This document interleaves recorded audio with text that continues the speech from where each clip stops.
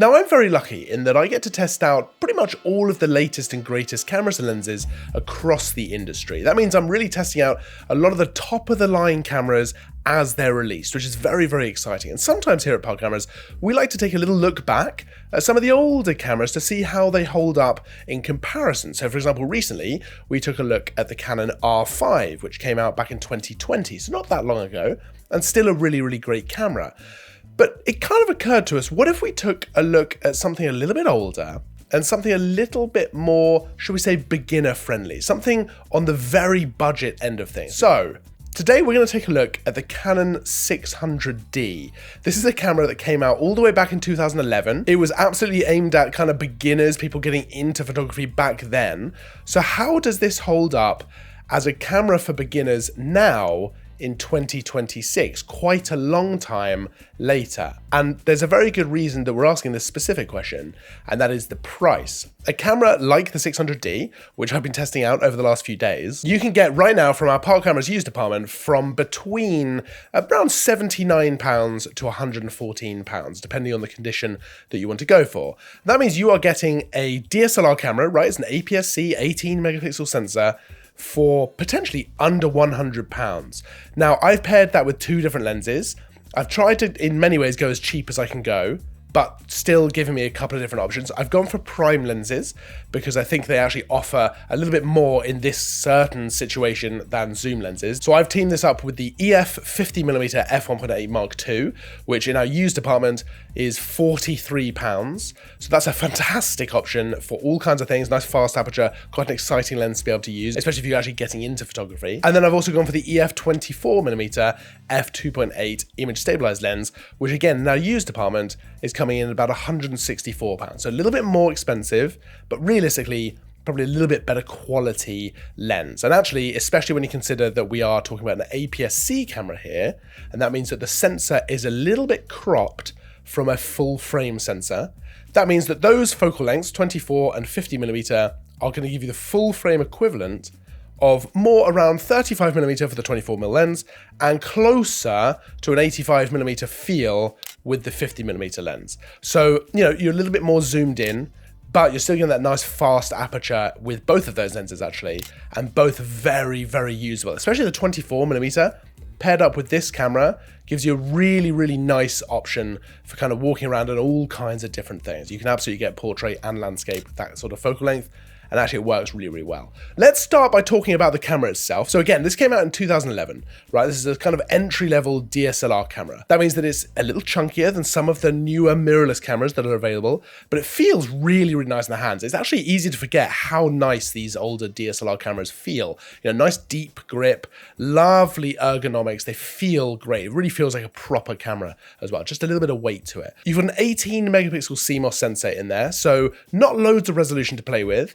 but absolutely enough. You could crop a little bit. You probably don't want to be going too wild with the crop, but you could crop a little bit if you really want to. And 18 megapixels for most things is absolutely going to be fine. You're still going to get some reasonable detail out of that. It is an APS-C sensor, like I mentioned before, which means that with these lenses, you just need to kind of work out the difference between the focal lengths, right, compared to full frame. But actually, that does mean you get a little bit more reach out of your lenses as well, so it can be a positive, which I think is quite nice. It's not something that I imagine you're going to be shooting a lot of sport or wildlife with. You can shoot up to 3.7 frames a second if you go into kind of burst mode.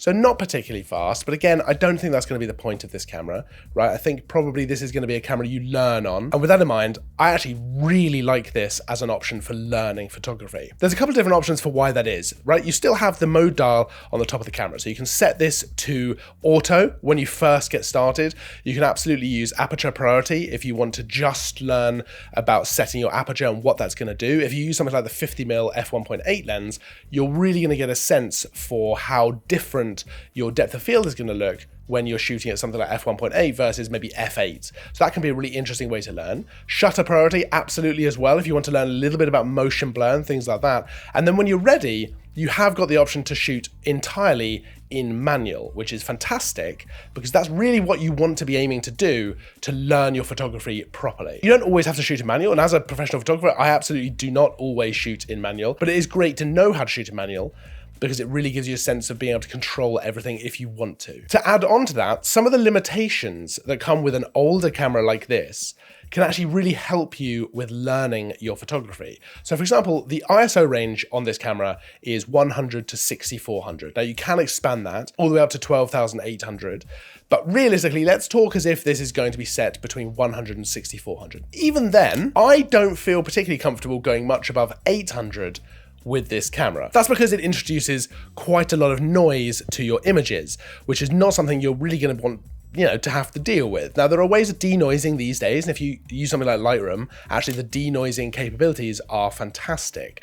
But even so, probably you don't want to be relying on boosting that ISO in order to be able to capture the photograph you want to capture. Now, that's an interesting limitation because these days, newer cameras, I'm quite comfortable going all the way up to ISO 10,000 actually with some of the newer cameras, right? Without really even thinking about it and not having to even consider the idea that I might have to use denoising stuff later on when I'm editing the photos, right? And that's great. That can be fantastic. But if you're entering the photography landscape with that in mind, it can absolutely make you just a tiny bit lazy when it comes to how you take your photos. If you're able to rely too much on the camera to do the work for you, that's not always going to be a positive thing. So I think the limitation with the 600D of not being able to rely on that ISO range to just get you out of difficult exposure situations, I think not being able to rely on that is going to force you to understand your photography a little bit better. So for example, using the light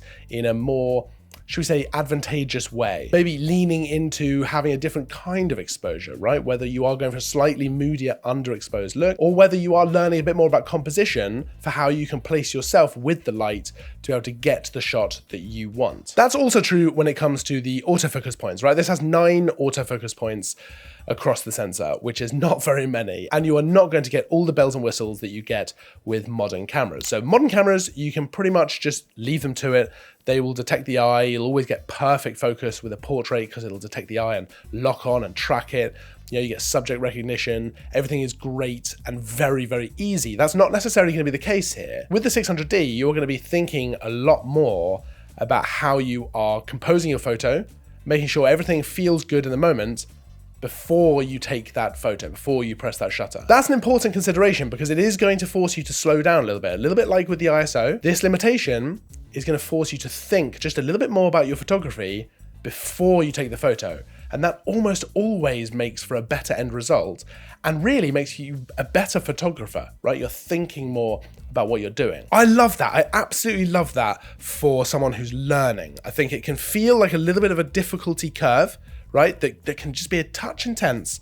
But if you can overcome that, you're going to be a much, much better photographer. And if you do then upgrade to something even like a Canon R50, or if you go to a different brand, you are going to feel that difference so much more rather than if you just start there with that blazing fast, incredibly accurate autofocus.